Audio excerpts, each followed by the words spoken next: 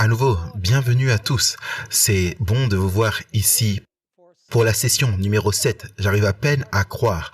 La session numéro 7 de notre série, la grande controverse cosmique.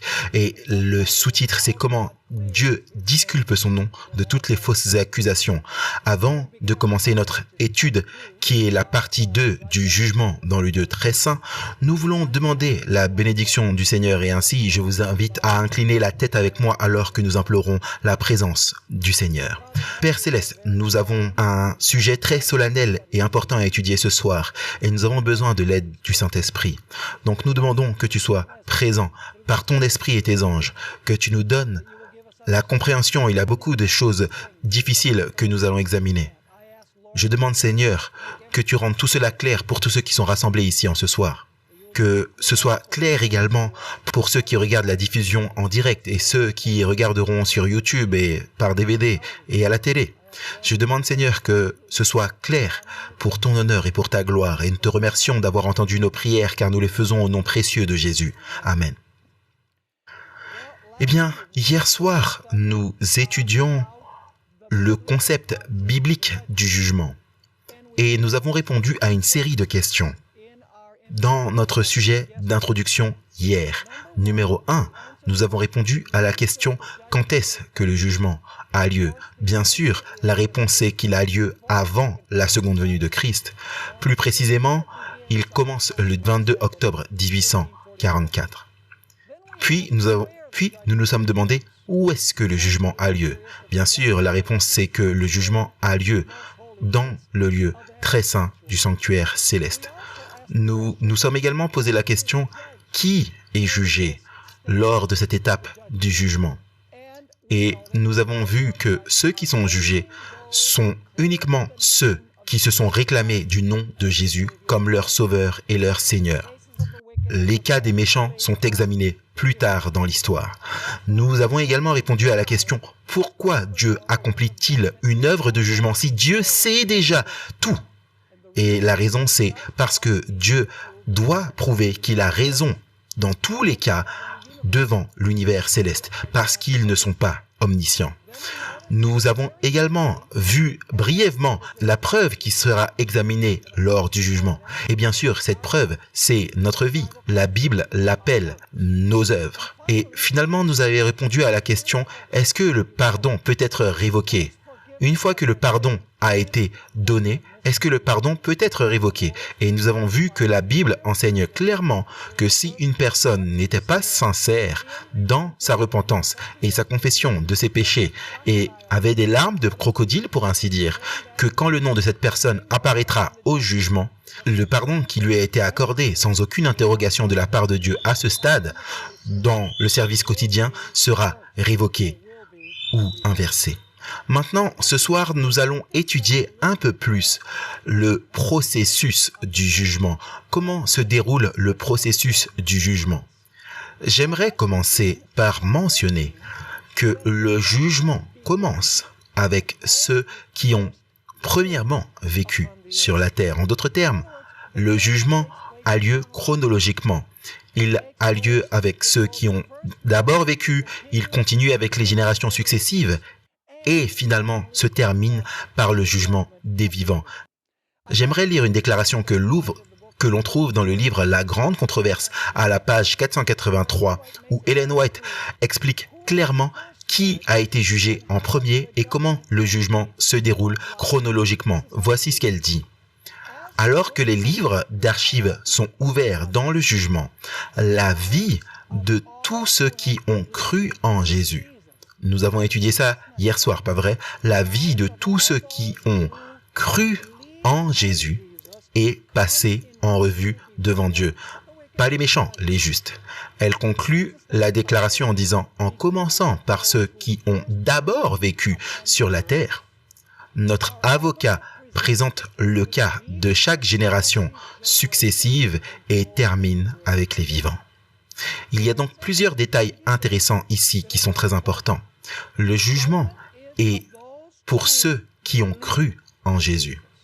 Et le jugement commence avec ceux qui ont vécu en premier. C'est-à-dire que la première personne qui a été jugée, c'est Adam. Et ensuite, Dieu reprend chronologiquement chaque génération successive et enfin arrive avant la fin du temps de probation, termine le jugement par les vivants. Allons maintenant dans nos Bibles, dans Jean chapitre 5 et les versets 28 et 29. Si je devais vous demander où sont les morts aujourd'hui, je suis sûr qu'en tant que bon adventiste du 7e jour, bon étudiant de la Bible, vous diriez que les morts sont dans leur tombe jusqu'à ce que Jésus vienne.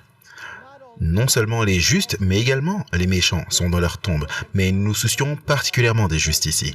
Maintenant, Jean 5, 28 et 29 nous dit clairement où sont les morts. Je lis, ce sont les paroles de Jésus. Ne vous étonnez pas de cela, car l'heure vient où tous ceux qui sont dans les sépulcres entendront sa voix. Donc, où sont les morts? Dans les sépulcres. Et ensuite, il est dit, et en sortiront. Ceux qui auront fait le bien ressusciteront pour la vie, mais ceux qui auront fait le mal ressusciteront pour le jugement. Et bien sûr, nous savons que cela a lieu après les 1000 ans. Jésus ne se préoccupe pas ici de la chronologie des deux étapes. Il dit simplement qu'il va y avoir 2 résurrections. Donc, où sont les morts aujourd'hui selon le témoignage de Jésus? Ils sont dans leur quoi? Ils sont dans leur tombe. Qu'enseigne généralement le monde chrétien concernant les morts? S'ils ont été bons, ils ont été où? Ils ont été au ciel. S'ils étaient mauvais, ils ont été où? En enfer. Et il y a une église qui dit si vous avez été à moitié mauvais ou à moitié bon, vous allez au purgatoire. Et si vous n'avez pas atteint l'âge de la responsabilité, vous allez dans les limbes. Toutes sortes de différentes sphères inventées par les êtres humains. Mais la Bible est claire que les morts sont dans leur tombe jusqu'au moment de la résurrection. Mais maintenant, nous avons un problème. Nous avons mentionné que le premier individu à être jugé en 1844 aurait été qui? Adam. Mais la question c'est, où était Adam en 1844? Quand le jugement a commencé, il était dans sa tombe. Alors voici la grande question. Comment pouvait-il être le premier à apparaître devant le trône du jugement de Christ si il était mort et qu'il était enterré? Vous comprenez ma problématique? Ce n'est pas vraiment un problème quand on regarde à ce que la Bible a à dire à ce sujet. J'aimerais lire la grande controverse à la page 482 où Ellen White explique comment Adam apparaît devant le trône du jugement de Christ en 1844. Voici ce qu'elle dit. Les justes morts ne seront pas ressuscités jusqu'à après le jugement où ils seront jugés dignes de la résurrection de la vie. Donc remarquez, les justes morts ne seront ressuscités qu'après le jugement au cours duquel ils seront jugés dignes de la résurrection de la vie. En d'autres termes, le jugement a lieu d'abord pour montrer qu'ils sont quoi? Qu'ils sont dignes. Et après cela, ils reçoivent la récompense. Elle termine cette déclaration en disant « Voilà pourquoi ils ne seront pas présents en personne au tribunal lorsque leurs noms seront examinés et leurs cas décidés. » Donc, comment est-ce que Adam est apparu devant le siège du jugement de Dieu en 1844? C'était à travers son dossier, c'est à travers les annales de sa vie. Il n'est pas apparu personnellement, il est apparu à travers son dossier biographique que Dieu avait gardé au ciel. Maintenant, quand nous lisons la Bible, nous trouvons que la Bible parle de livres au pluriel et livres au singulier en relation avec le jugement. Maintenant, quand la Bible parle du livre au singulier, elle fait référence à un livre qui contient les noms de tous ceux qui affirment avoir reçu Jésus-Christ comme Sauveur et Seigneur. Donc le livre au singulier contient des noms. Les livres au pluriel contiennent les biographies. Et j'aimerais que vous puissiez voir qu'il y a les bonnes actions qui sont conservées dans un livre selon la Bible. Nous trouvons cela dans un texte très important. Il dit ce qui suit, c'est le psaume 56 et le verset 8. En fait, c'est Ellen White et ensuite nous verrons un texte des Écritures tiré de psaume 56 verset 8 et je commente d'après Ellen White. Dans le livre de souvenirs de Dieu, chaque acte de justice est immortalisé. Il y a chaque tentation auquel il a été résisté, chaque mal surmonté, chaque mot de tendre pitié exprimé et chaque mot fidèlement relaté, et tout acte de sacrifice, chaque souffrance et chagrin enduré pour l'amour de Christ est enregistré. C'est la grande controverse à la page 481. Donc la question c'est, est-ce que les bonnes œuvres de ceux qui reçoivent Jésus-Christ sont écrites dans un livre? Oui, mais également, il y a d'autres livres où les mauvaises actions sont notées également. Maintenant, regardons plusieurs textes dans les Écritures qui font référence aux livres, au pluriel. 2 Corinthiens, chapitre 5 et le verset 10. Car nous devons tous comparaître devant le tribunal de Christ, afin que chacun reçoive selon ce qu'il aura fait étant dans son corps, soit quoi? Soit bien, soit mal. Est-ce que Dieu garde une trace de nos actions, qu'elles soient bonnes ou mauvaises? Très certainement. Qu'en est-il de nos paroles? Est-ce que Dieu garde des traces de nos paroles dans le ciel également? Certainement. Regardez Matthieu chapitre 12, versets 36 et 37. Jésus parle et il dit, « Je vous le dis, au jour du jugement, les hommes rendront compte de toute parole vaine qu'ils auront proférée, car par tes paroles tu seras justifié et par tes paroles tu seras condamné. » Est-ce que Dieu garde une trace de nos paroles, les bonnes et les mauvaises? Selon Matthieu chapitre 12, le témoignage de Jésus, absolument. Dieu tient aussi un registre des secrets de nos cœurs. Regardez Ecclésiaste chapitre 12 et nous lirons les versets 13 et 14. Ecclésiaste 12, 13 et 14. Il est écrit ici, « Crains Dieu et observe ses commandements. C'est là ce que tout homme doit faire, car Dieu amènera toute œuvre en jugement. » Donc, si Dieu amènera toute œuvre en jugement, est-ce que Dieu garde un registre de nos œuvres? Bien sûr. Dieu amènera toute œuvre en jugement. Et maintenant, regardez, au sujet de tout ce qui est caché, soit bien, soit mal. Donc, est-ce que Dieu garde une trace des choses cachées que les êtres humains ne voient pas? Absolument.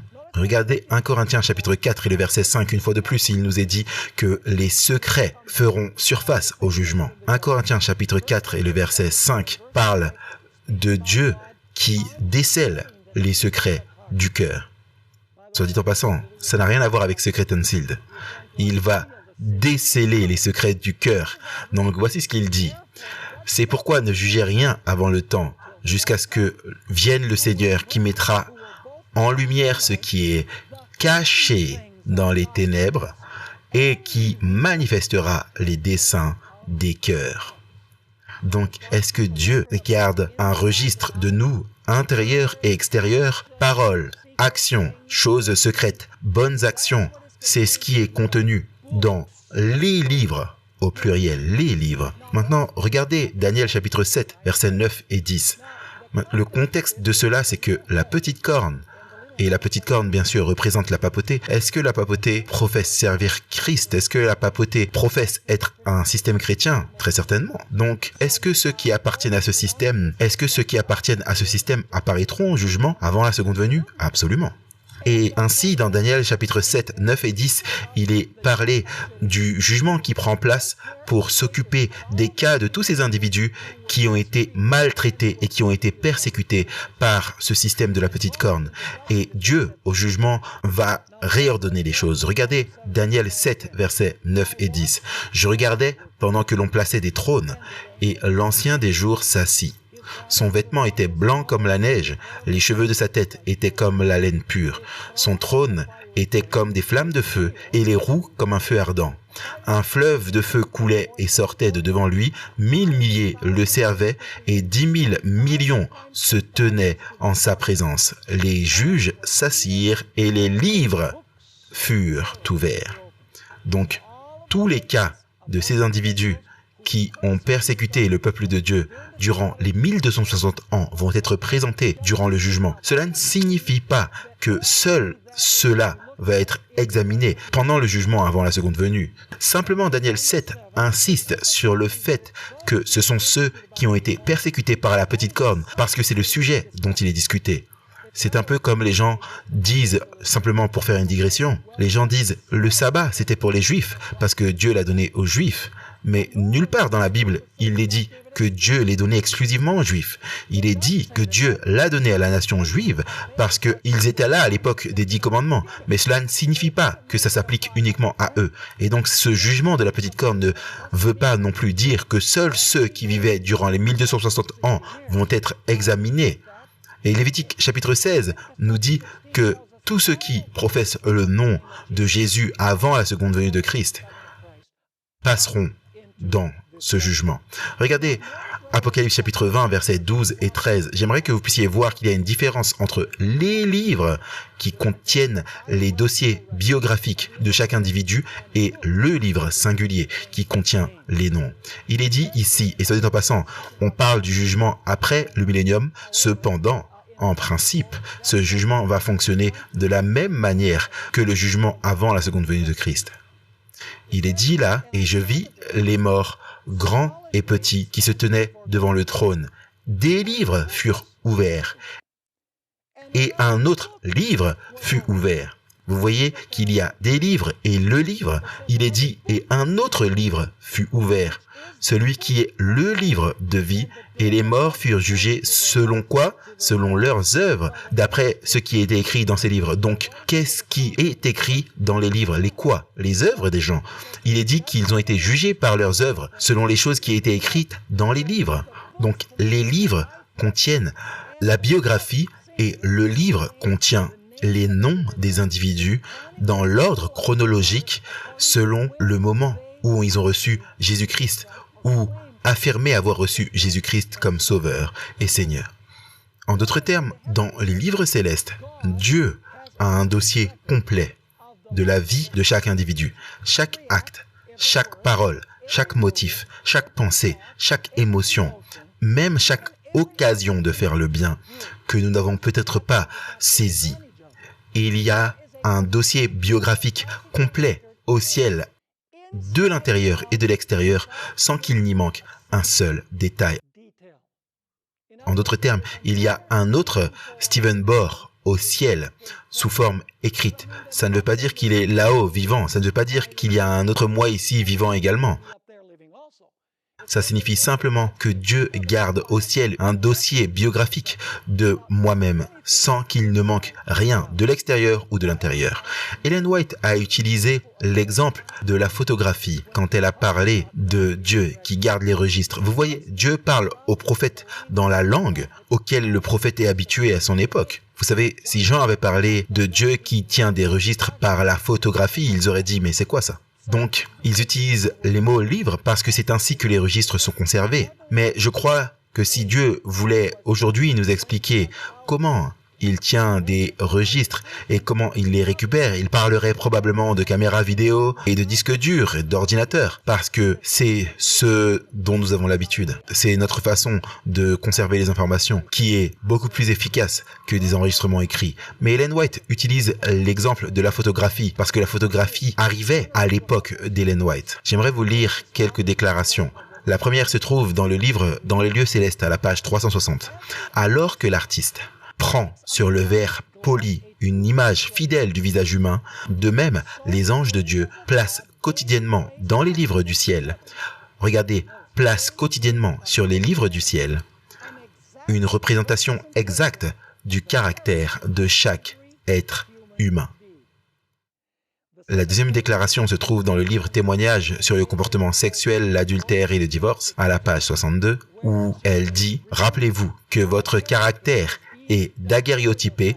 On n'utilise plus ce mot, ça veut dire photographier en résumé. Souvenez-vous que votre caractère est photographié par le grand artiste en chef dans les registres des cieux, aussi minutieusement que le visage est reproduit sur la plaque polie de l'artiste.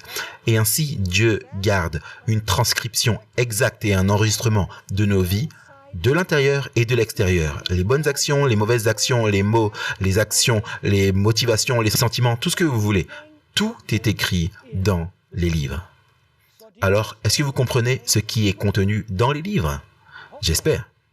Maintenant, parlons de ce qui est contenu dans le livre. J'ai dit que ce qui est dans le livre, ce sont des noms. Laissez-moi lire plusieurs versets. Philippiens chapitre 4 et le verset 3. Philippiens chapitre 4 et le verset 3. Ici, Paul parle de plusieurs de ses compagnons de service dans l'évangile et il déclare ce qui suit. Et toi aussi, fidèle collègue, oui, je te prie de les aider, elles qui ont combattu pour l'évangile avec moi et avec Clément, et mes autres compagnons d'œuvre, dont les noms sont dans le livre de vie.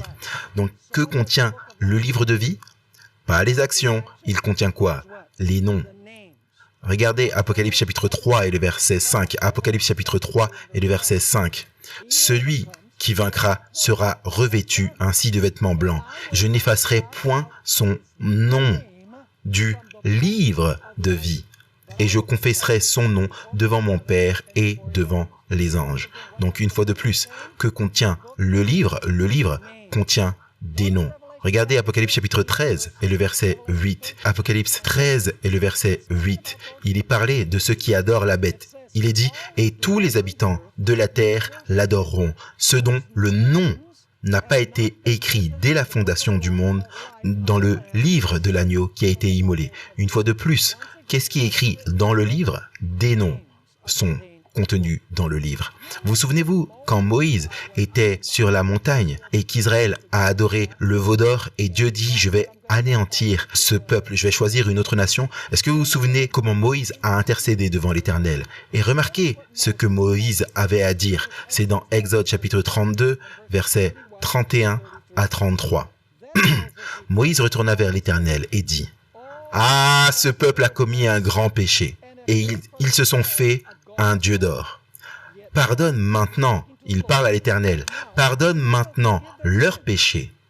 Sinon, efface-moi de ton livre que tu as écrit. En d'autres termes, raye mon nom de mon livre si tu ne peux pas sauver ce peuple. Un texte supplémentaire concernant le livre lui-même. Daniel chapitre 12 et le verset 1. Daniel chapitre 12, le verset 1 nous parle de la délivrance du peuple de Dieu des puissances de la terre à la fin des temps. Il est dit là dans Daniel 12, verset 1. En ce moment-là, Michael se lèvera, le grand chef, le défenseur des enfants de ton peuple. Et ce sera une époque de détresse, telle qu'il n'y en a point eu de semblable depuis que les nations existent. Et en ce temps-là, ceux de ton peuple sera délivré. Ils doivent être délivrés parce que selon les versets précédents, le roi du Nord et ses cohortes voulaient les faire disparaître de la terre. Donc il est dit, ton peuple sera délivré, tous ceux qui seront trouvés quoi? Écrits dans le livre. Donc que contient le livre? Des noms. Dans l'ordre chronologique dans lequel ils ont reçu Jésus-Christ ou affirmé avoir reçu Jésus-Christ comme sauveur. Qu'est-ce qui est contenu dans les livres? C'est le dossier biographique, une transcription exacte de la vie des êtres humains. Maintenant, nous devons jeter un œil à quelque chose qui est très très important. Vous savez, les évangélistes adventistes du 7e jour, quand ils prêchent sur l'état des morts, en résumé, ils disent que l'esprit qui retourne à Dieu, c'est simplement le souffle. Je crois que l'esprit a à voir avec le souffle, mais il y a plus dans l'esprit que juste le souffle. Et vous dites, mais de quoi tu parles? Vous voyez, l'esprit, c'est le souffle. Mais quand Dieu rend le souffle, si une personne devrait mourir, il ne va pas seulement rendre la capacité de respirer, il va rendre à cette personne ce qu'elle était alors qu'elle était vivante. En d'autres termes, avec son souffle de vie, Dieu va lui redonner son registre biographique. Est-ce que vous me suivez? Et c'est l'esprit. L'esprit, c'est le souffle avec cette identité que la personne a formée au cours de sa vie.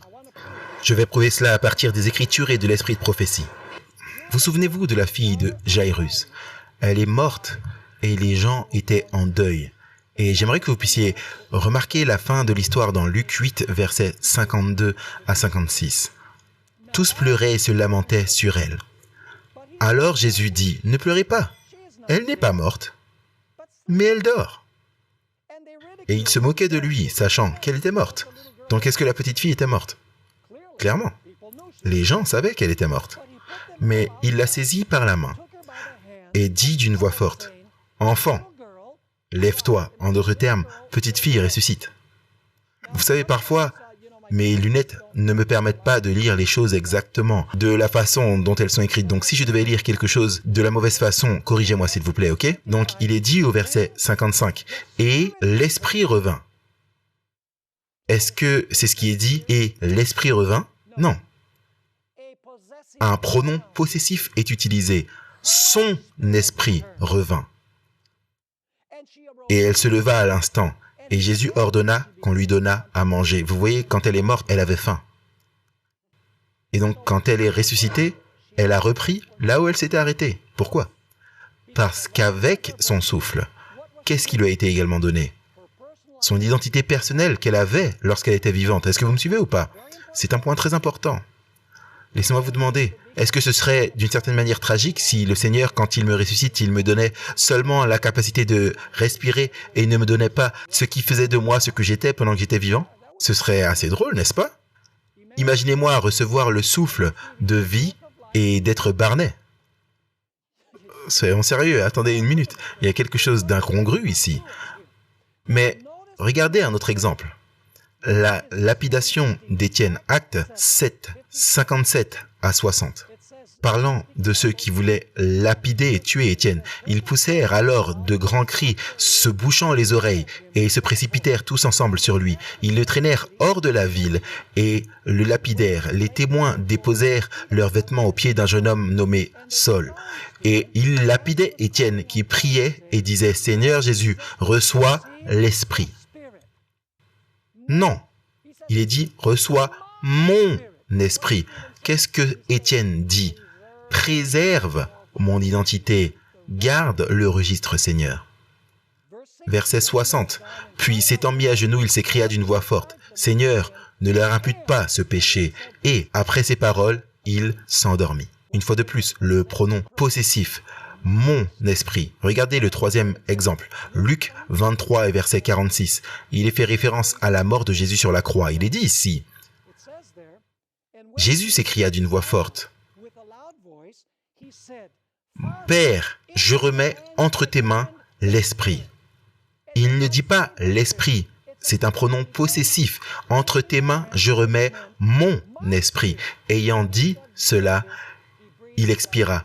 Qu'est-ce que Jésus disait à son Père? Entre tes mains, je remets mon esprit. Il disait, Père, préserve mon identité parce que tu as promis que tu allais quoi? Que tu allais me ressusciter. Lorsque Jésus était ressuscité, est-ce que c'était toujours Jésus? Pouvait-il se souvenir de ses disciples? Pouvait-il se souvenir de là où il était? Pouvait-il se souvenir que Pierre l'avait trahi? Pouvait-il se souvenir que Judas l'avait également trahi? Oui, il savait toutes ces choses. Pourquoi? Parce qu'avec son souffle, qu'est-ce qui lui avait été donné? Son identité personnelle qui était préservée ou gardée au ciel. Permettez-moi maintenant de vous lire une déclaration extraordinaire écrite par Ellen White. La petite dame savait ces choses. Vous savez, elle n'avait que 2 ans et demi d'éducation primaire. Et cependant, elle savait toutes ces choses très clairement. On trouve cela dans le livre Maranatha, un livre de dévotion à la page 301. Notre identité personnelle est préservée dans la résurrection. Qu'est-ce qui est préservé dans la résurrection? Notre identité personnelle. Alors elle dit, bien que ce ne soient pas les mêmes particules de matière ou de substances matérielles qui sont entrées dans la tombe, Dieu n'a pas à nous rendre les particules identiques de poussière qui composaient notre corps. Elle continue en disant, les œuvres merveilleuses de Dieu sont un mystère pour l'homme. L'esprit, virgule, le caractère de l'homme, virgule, retourne vers Dieu pour être préservé. Qu'est-ce que Dieu préserve? Notre caractère. Qui nous sommes, elle dit, et elle appelle l'esprit. Elle continue en disant, dans cette déclaration, à la résurrection, chaque homme aura son propre caractère. Dieu, en son temps, appellera les morts, leur redonnant le souffle de la vie, et appellera les eaux desséchées à vivre. La même forme sortira, mais elle sera exempte de défauts et de maladies. Il revivra la même individualité de caractéristiques. Ainsi, l'ami reconnaîtra son ami. Il n'y a pas de loi de Dieu dans la nature qui montre que Dieu restitue les mêmes particules identiques de matière qui composaient le corps avant la mort. Dieu donnera au juste mort un corps qui lui plaira. Un corps parfait, soit dit en passant. D'ailleurs, à la même page 300 du livre Maranatha, Ellen White explique que Paul illustre ce sujet du nouveau corps que Dieu va nous donner par le grain qui est semé dans le champ. Le grain semé se décompose, mais il sort un nouveau grain. La substance naturelle dans la semence qui meurt ne reviendra jamais comme auparavant, mais Dieu lui donne un corps selon sa volonté. Un matériel beaucoup plus fin composera le corps humain, car c'est une nouvelle création, une nouvelle naissance. Il est semé en corps naturel, il est ressuscité en corps spirituel.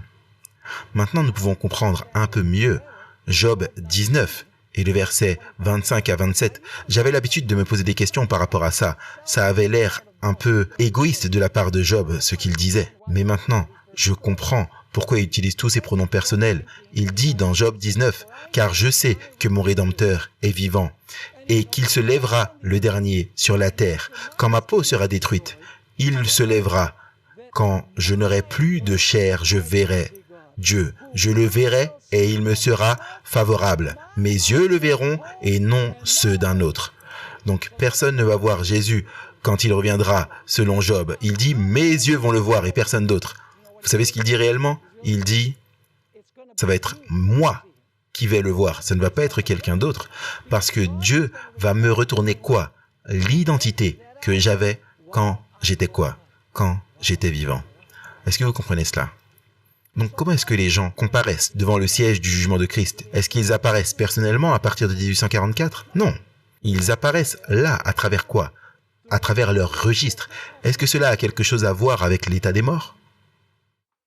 C'est une contradiction totale du concept que le monde chrétien a de l'état des morts. Parce que si vous croyez que les gens vont au ciel ou en enfer, alors vous ne pouvez pas croire que le jugement a commencé à un certain point. Parce que quand les gens meurent, c'est là qu'ils reçoivent leur récompense. Est-ce que vous me suivez ou pas? Donc, si vous croyez que le jugement commence à un certain point et que Dieu commence à juger à partir d'Adam tout au long de l'histoire et que les gens sont dans leur tombe, alors il faut que les gens soient jugés par le récit de leur vie et pas parce qu'ils sont là personnellement. Et donc quand Jésus viendra, il donnera la récompense personnelle selon ce qui a été révélé dans les livres. Est-ce que vous me suivez ou pas?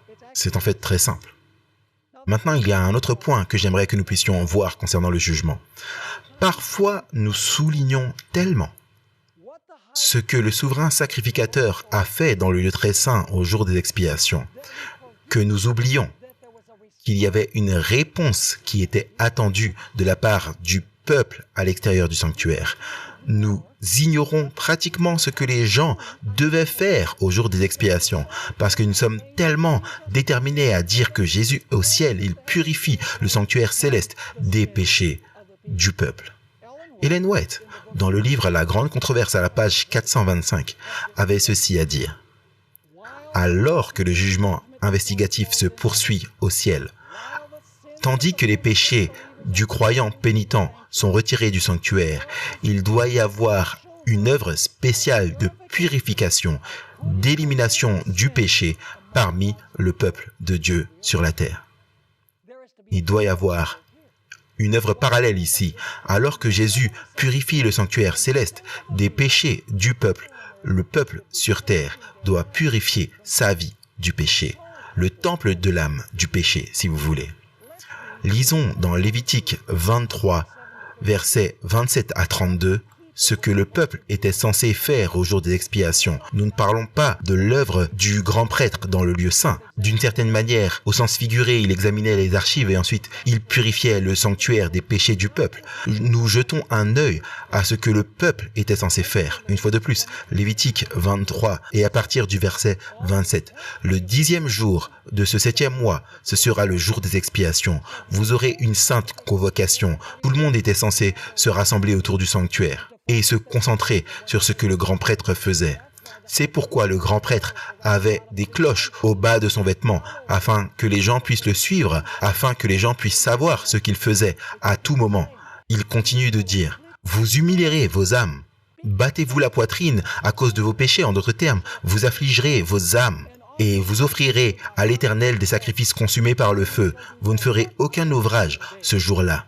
Car s'il devait travailler, il ne pourrait pas se concentrer sur ce qu'il se passait dans le sanctuaire. C'était un jour où il devait se concentrer sur ce que le souverain sacrificateur faisait. Il allait purifier le sanctuaire du péché. Et donc, le temps venait où il ne pouvait pas continuer à mettre des péchés dans le sanctuaire. Ensuite, il nous est dit ici dans le livre de Lévitique, verset 28, « Vous ne ferez aucun ouvrage ce jour-là, car c'est le jour des expiations, où doit être faite pour vous l'expiation devant l'Éternel votre Dieu. Toute personne qui ne s'humiliera pas ce jour-là sera retranché de son peuple. Toute personne qui fera ce jour-là un ouvrage quelconque, je la détruirai du milieu de son peuple. Vous ne ferez aucun ouvrage. C'est une loi perpétuelle pour vos descendants dans tous les lieux où vous habiterez. Ce sera pour vous un sabbat, un jour de repos, et vous humilierez vos âmes. Dès le soir du 9e jour jusqu'au soir suivant, vous célébrerez votre sabbat. Donc, qu'étaient-ils censés faire? Ils étaient censés, premièrement, affliger leur âme. Ils devaient jeûner. Ils devaient se rassembler et se concentrer sur ce qui se passait dans le sanctuaire. Ils devaient sonder leur vie pour voir si leur vie avait des péchés qui n'étaient pas entrés dans le sanctuaire et donc ne pouvaient pas être purifiés du sanctuaire. C'est intéressant de noter que cette fête était annoncé par le son des trompettes. Je vais donner plusieurs caractéristiques maintenant, car nous allons aller dans notre passage dans un instant. Le jour des expiations était annoncé par le son des trompettes, afin que tout le monde se prépare pour le jour des expiations. Comme je l'ai mentionné, pendant que le grand prêtre purifiait le sanctuaire, ou purifiait le sanctuaire des péchés du peuple, le peuple était censé être rassemblé dehors, affligeant son âme, affligeant leur âme et faisant tout ce qui était en leur pouvoir que Dieu leur a donné pour vaincre le péché. Également, ils étaient censés jeûner. Vous dites, eh bien, est-ce qu'on jeûne depuis 1844 ?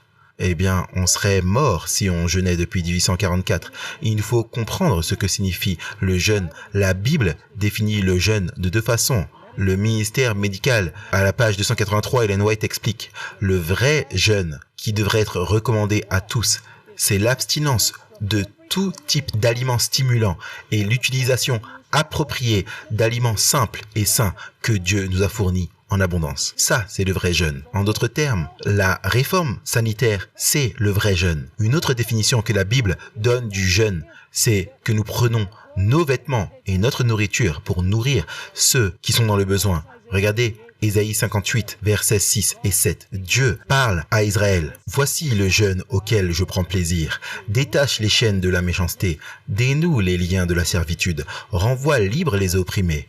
Et que l'on rompe toute espèce de joug. Partage ton pain avec celui qui a faim et fais entrer dans ta maison les malheureux sans asile. Si tu vois un homme nu, couvre-le et ne te détourne pas de ton semblable. » En d'autres termes, le jeûne et le christianisme pratique, c'est la vie saine selon les Écritures et l'esprit de prophétie. Donc, ça ne veut pas dire que nous devons nous abstenir de nourriture depuis 1844, mais que nous devons comprendre ce que signifie le jeûne. Maintenant, nous remarquons également qu'Israël n'était pas censé travailler. Est-ce que cela signifie que depuis 1844, nous ne devons pas travailler? Certaines personnes aimeraient cela, mais ce n'est pas ce que cela signifie. La raison pour laquelle ils n'étaient pas censés travailler, c'est parce que rien ne devait interférer avec leur esprit concentré sur ce qui se passait dans le sanctuaire. Et par conséquent, tout aujourd'hui qui nous distrait de ce qui se passe dans le lieu très saint du sanctuaire, nous devrions le rejeter et mettre cela de côté, parce que notre esprit devrait être là avec Jésus, sachant qu'il purifie le sanctuaire de l'enregistrement du péché, et donc, par sa grâce et sa puissance, nous devrions faire une œuvre parallèle par la puissance du Saint-Esprit pour vaincre le péché dans nos vies. D'ailleurs, vous remarquerez que les gens qui n'ont pas sympathisé avec le jour des expiations et ce qui se passait dans le sanctuaire, la Bible dit qu'ils seront retranchés et détruits de parmi le peuple. À quel point est-ce que c'est grave que le peuple de Dieu fasse cela pendant le jour des expiations. Vous savez, vous avez des églises adventistes aujourd'hui qui pensent que le service d'adoration, ça devrait être sauter haut en bas, se rouler dans les allées, rire, crier, avoir des tambours et danser dans l'église et tout ça, parce que il vous faudrait être rempli de joie et de bonheur. Je ne dis pas que nous ne devrions pas être joyeux. Ce que je dis, c'est que le jour des expiations est un jour d'affliction, c'est un jour de jeûne, c'est un jour d'introspection, c'est un jour pour se concentrer sur la purification du sanctuaire, suivre Jésus par la foi et avoir la victoire sur le péché. Est-ce que Dieu attend la victoire sur le péché de la part de son peuple dans la génération finale? Regardez Apocalypse chapitre 6. Je ne vais pas lire les versets 14 à 17, je vais seulement lire le verset 17. Mais les versets 14 à 16 décrivent la seconde venue de Jésus-Christ. Et j'aimerais que vous puissiez remarquer qu'après qu'il ait été décrit la seconde venue de Jésus, une question solide est posée et elle se trouve au verset 17. Car le grand jour de sa colère est venu. Et qui peut subsister? Donc la question c'est, quand Jésus vient, qui peut subsister? Où est-ce que vous vous attendriez à trouver la réponse à cette question? Que diriez-vous du chapitre suivant? Est-ce que c'est un bon endroit où chercher? Vous regardez le verset juste après cela, il est parlé du scellement des 144 000. Les 144 000 sont ceux qui seront vivants quand Jésus viendra. Ils sont ceux qui vont traverser le temps de trouble. Ils sont ceux qui vont vivre sur la terre sans intercesseur. Ils sont ceux qui seront sujets au décret de mort. Ce seront des individus qui subiront l'angoisse du temps de trouble de Jacob. Et la question est de savoir, quand Jésus viendra, qui pourra subsister? La réponse est, les saints vivants, les 144 000, pourront subsister. Maintenant, Apocalypse chapitre 7 ne nous donne pas les caractéristiques des 144 000. Il dit qu'ils sont scellés avant que les vents de la lutte ne soient libérés et que la tribulation ne vienne. Mais Apocalypse 14 nous donne leurs caractéristiques. Je n'en mentionnerai que 4. Vous pouvez lire tout le passage d'Apocalypse 1 à 5. Ils suivent l'agneau partout où il va. Ils n'ont pas été souillés avec des femmes. Cela ne veut pas dire qu'ils ne se sont pas mariés, parce que le mariage ne vous souille pas, à moins que vous ne commettiez l'adultère. Ça vous souille. Mais ils n'ont pas eu de relation illicite avec les églises apostates, car les prostituées représentent quoi? Les églises apostates. Il nous est également dit qu'il n'y a pas de tromperie dans leur bouche. Il n'y a pas de tromperie dans leur bouche. Est-ce qu'il y a une tromperie dans leur cœur? Non, car c'est de l'abondance du cœur que la bouche parle, selon la Bible. Et il nous est dit qu'ils sont sans faute devant le trône de Dieu. Ils auront la victoire totale sur le péché parce qu'ils auront suivi Jésus dans le lieu très saint du sanctuaire céleste. Ils auront totalement remporté la victoire et par conséquent, au grand jour de la colère de Dieu, ils pourront subsister. Soit dit en passant, est-ce que vous savez que ce n'est pas la seule fois où cette question est posée? Le grand jour de sa colère est venu. Qui pourra subsister? Si vous lisez Joël chapitre 2 et le verset 1 à 10, vous trouverez la description de la seconde venue de Jésus-Christ. J'aurais aimé que nous ayons le temps de lire ces 10 versets, mais nous n'avons pas le temps. Mais vous pouvez les lire à loisir. Les 10 premiers versets de Joël 2 décrivent la seconde venue de Christ. Puis vous arrivez au verset 11, qui est l'aboutissement de ce passage concernant la seconde venue. Et il est dit là, au verset 11, « L'Éternel fait entendre sa voix devant son armée. » Vous vous souvenez, dans Apocalypse 19, il est dit que les armées du ciel ont suivi Jésus quand il vient sur le cheval blanc. Eh bien, c'est ce à quoi il est fait référence. L'Éternel fait entendre sa voix devant son armée, car son camp est immense et l'exécuteur de sa parole est puissant. Et ensuite, regardez la question. Car le jour de l'Éternel est grand. Il est terrible. Qui pourra le soutenir? Est-ce que c'est une question similaire à Apocalypse 6, 17? Oui, totalement similaire.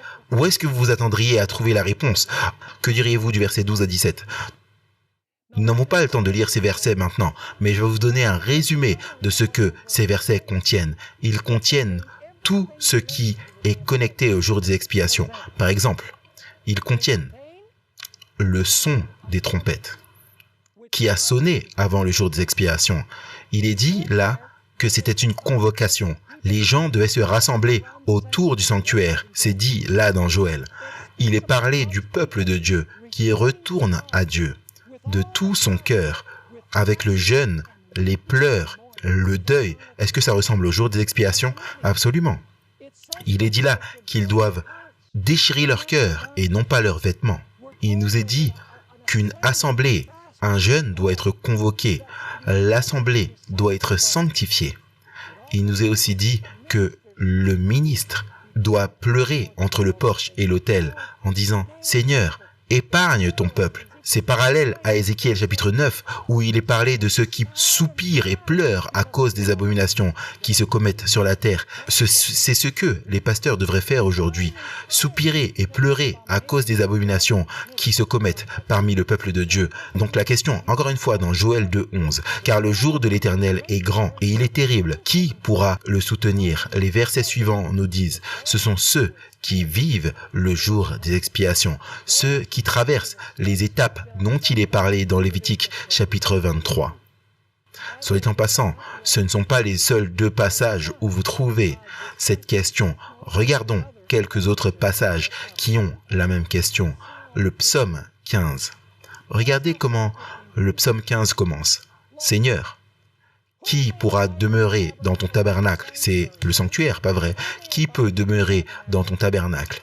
Puis la deuxième question, qui peut habiter sur ta colline sacrée? C'est quoi la colline sacrée de Dieu? Sion. Où se trouvent les 144 000 selon le livre de l'Apocalypse? Sion. Où est-ce qu'ils servent Dieu? Dans son temple jour et nuit, pas vrai? Alors est-ce qu'il y a une connexion ici? Absolument. Maintenant, remarquez la réponse à avoir avec votre style de vie. Vous dites, eh bien, Pasteur Bor, est-ce que tu dis qu'on est sauvé par notre style de vie? Non. Ce que je dis, c'est que vous êtes sauvé parce que votre esprit est avec Jésus dans le lieu très saint du sanctuaire. Et à cause de cela, vous voyez sa perfection et sa sainteté. Combien est-ce que le péché lui a coûté et par sa grâce, vous surmontez le péché dans votre vie parce que votre esprit est concentré là-bas. Est-ce que vous me suivez ou pas? Maintenant, remarquez ce qu'est la réponse. Elle a à voir avec notre conduite. Il est dit ici au verset 2, « Celui qui marche dans l'intégrité, qui pratique la justice et qui dit la vérité selon son cœur. Il ne calomnie pas avec sa langue. Il ne fait point de mal à son semblable. Il ne jette point l'opprobre sur son prochain. Il regarde avec dédain celui qui est méprisable. Mais il honore celui qui craint l'Éternel. Il ne se rétracte point s'il fait un serment à son préjudice. Il n'exige point d'intérêt de son argent, et il n'accepte point de don contre l'innocent. Celui qui se conduit ainsi ne chancellera jamais. Qui sera en mesure de subsister? Ce genre de personne ne chancellera jamais. Est-ce que ça a un lien avec notre style de vie? Assurément. Le style de vie ne nous sauve pas, mais le style de vie montre notre lien avec Jésus. Regardez à un autre endroit où la question est posée, Ésaïe 33, les versets 14 à 16. Tous ces passages décrivent la seconde venue de Jésus. Et la question est de savoir qui sera en mesure de subsister, qui sera capable de vivre avec l'Éternel. Ésaïe 33, versets 14 à 16. Les pécheurs sont effrayés dans Sion. Un tremblement saisit les impies. Maintenant voici la question. Qui de nous pourra résister auprès d'un feu dévorant? Qui de nous pourra rester auprès des flammes éternelles? Vous savez quelle est la réponse de la plupart des églises chrétiennes? Oh, ce sont les méchants qui vont aller dans les flammes éternelles. Ce n'est pas ce que la Bible enseigne. Les méchants ne pourraient jamais vivre avec le feu dévorant et les flammes éternelles parce que le feu les dévorerait. Mais ici, il est dit, les justes vivront en la présence d'un feu.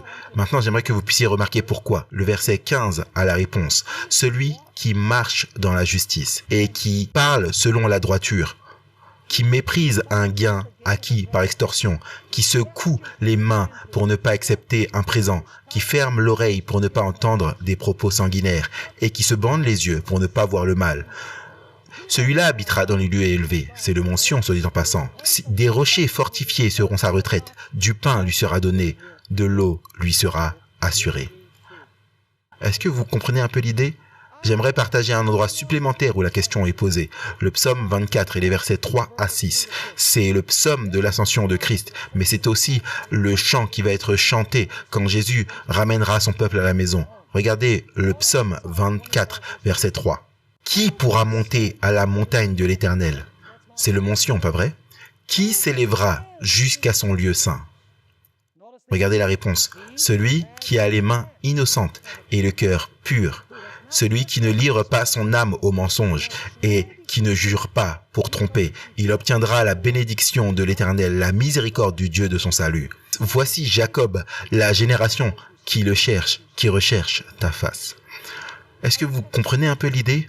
Est-ce que la génération de la fin des temps sera totalement victorieuse du péché en action et en pensée? Oui, et vous dites, c'est impossible. Vous dites que vos péchés sont plus puissants que Dieu. Non. Vous voyez, les gens disent, oh, nous avons une nature pécheresse. Nous avons une nature pécheresse et c'est un péché, donc ce n'est pas possible d'arrêter de pécher avant que Jésus ne revienne. Vous ne dites pas que l'homme a une nature faible, pécheresse. Ce que vous dites, c'est que Dieu n'est pas assez puissant pour vous donner la victoire sur votre nature pécheresse. Vous limitez le pouvoir de Dieu. C'est ça que vous faites. La grande controverse à la page 623. Ellen White fait cette déclaration remarquable et vous savez, ceux qui ne croient pas que la victoire sur le péché peut être remportée avant la venue de Jésus, ils reculent lorsqu'ils lisent cette déclaration, la grande controverse, page 623. Maintenant, pendant que notre grand prêtre fait l'expiation pour nous, nous devrions chercher à devenir parfaits en Christ. Pas même par une pensée. Notre Sauveur n'a pu être amené à céder au pouvoir de la tentation, pas même en pensée. Satan trouve dans les cœurs humains un point où il peut prendre pied. Un désir pécheur chéri par le moyen de ses tentations, son pouvoir est assuré. Mais Christ a déclaré le concernant. Le prince de ce monde vient et il n'a rien en moi. Maintenant écoutez attentivement. Satan ne pouvait rien trouver dans le Fils de Dieu, qui pouvait lui permettre de remporter la victoire. Il avait gardé les commandements de son Père, et il n'y avait aucun péché en lui que Satan pouvait utiliser à son avantage. Maintenant vient la conclusion étonnante. C'est la condition dans laquelle doivent être trouvés ceux qui se tiendront dans le temps de trouble. Pas même par une quoi pécheresse, une pensée pécheresse, selon l'esprit de prophétie. Vous voyez, vous dites ça c'est impossible. Non, ce n'est pas impossible si nous remplissons les conditions, si nous contemplons la perfection de Christ et commençons à arrêter de regarder toutes ces ordures que nous voyons partout. Arrêtons d'écouter toutes les ordures que nous écoutons. Si nous nous focalisons sur Jésus, sa perfection et ce que le péché a causé, la peine que ça lui a causé, alors nous reporterons la victoire sur le péché. Permettez-moi de mentionner une chose supplémentaire alors que nous terminons. Et c'est que les croyances distinctives de l'Église adventiste du 7e jour sont centrées dans le lieu très saint. Les doctrines même que le monde chrétien méprise se trouvent dans le lieu très saint. Et vous savez pourquoi? Parce qu'ils ne sont pas entrés dans le lieu très saint. Passons cela en revue. Laissez-moi vous demander, où la loi de Dieu se trouve dans le sanctuaire? Elle se trouve dans le lieu très saint du sanctuaire. Laissez-moi vous demander, qu'est-ce qui est au centre même de la loi? Le sceau, le sabbat est au centre de la loi. D'ailleurs, est-ce que Dieu a donné le sabbat à Israël comme un test? Oui. Est-ce que vous savez que dans l'arche au ciel, il y a un pot qui contient de la manne? Peut-être que Dieu essaie de nous dire que le sabbat à la fin des temps ne sera pas seulement l'un des commandements de Dieu, mais le sabbat va être quoi? Va être un test pour voir si le peuple de Dieu marchera quoi? Dans sa loi, comme il est dit dans Exode 16. Ellen White dit que le sabbat sera un test à la fin des temps. Vous avez donc la manne dans l'arche de l'Alliance, dans le lieu très saint, qui est un symbole du sabbat, comme un test. Est-ce qu'une alimentation saine est révélée dans le sanctuaire? Le pot de manne nous enseigne également la vie saine, pas vrai? Vous vous souvenez dans Nombre chapitre 11, l'expérience d'Israël, ils étaient fatigués de manger de la manne, cette nourriture végétalienne. Ils ont dit, on se souvient de toute la nourriture riche et délicieuse d'Égypte, toutes les potées de viande et cette nourriture riche, on souhaiterait avoir cette nourriture au lieu d'avoir ce régime simple que Dieu nous a donné. Et qu'est-ce qui s'est passé? Ils sont tombés malades et ils sont morts. Est-ce que Dieu essaye d'enseigner la réforme alimentaire dans le lieu très saint du sanctuaire? Très certainement. Permettez-moi de vous demander, est-ce que le lieu très saint a quelque chose à dire sur le jugement? Bien sûr. Il se déroule dans le lieu très saint. Est-ce qu'il a quelque chose à dire sur l'état des morts? Nous avons vu ça, mes amis. Écoutez attentivement. Si Adam était le premier à être jugé en 1844, alors il n'est pas au ciel. Est-ce que vous me suivez? Si en 1844, ça commence avec Adam et ça va jusqu'aux générations qui suivent, où sont les morts? Les morts sont dans leur tombe. Comment sont-ils jugés? À travers leur récit. Quand est-ce qu'ils iront au ciel? Quand Jésus viendra. Est-ce que vous me suivez?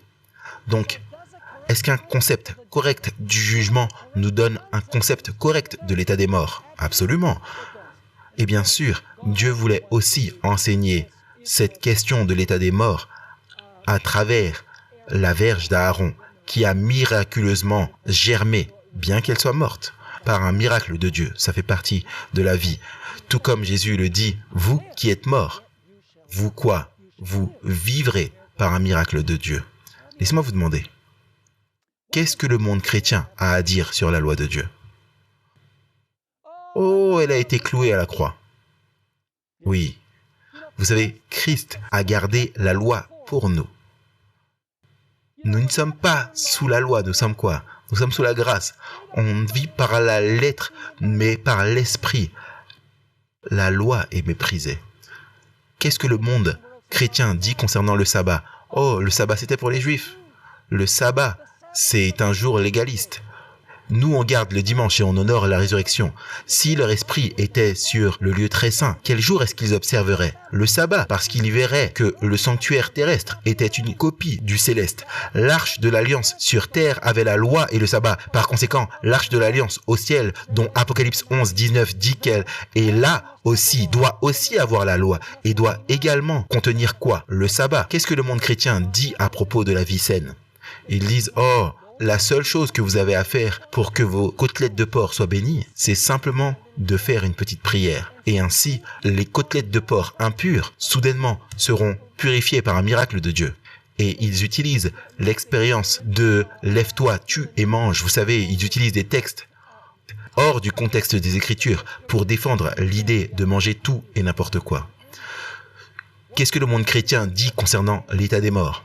Oh, ils disent que l'état des morts signifie simplement que lorsqu'une personne meurt, s'ils étaient bons, ils iront au ciel, et s'ils étaient mauvais, ils iront directement en enfer. Est-ce que vous me suivez ou pas? Qu'est-ce que le monde chrétien a à dire sur toutes ces choses? Ils sont totalement opposés aux doctrines distinctives de l'Église adventiste du 7e jour, parce qu'ils ont refusé de quoi? D'entrer dans le lieu très saint, où ces vérités sont révélées. Et voici les vérités qui vont diviser le monde à la fin des temps. Est-ce que nous avons un message spécial en tant qu'Église adventiste du 7e jour pour partager ces vérités au monde? Très certainement. Et malheur à nous si nous ne conduisons pas les gens du monde à une expérience du lieu très saint, où ils peuvent voir la plénitude de la vérité et prendre une décision finale de recevoir Jésus-Christ et de vivre pour lui.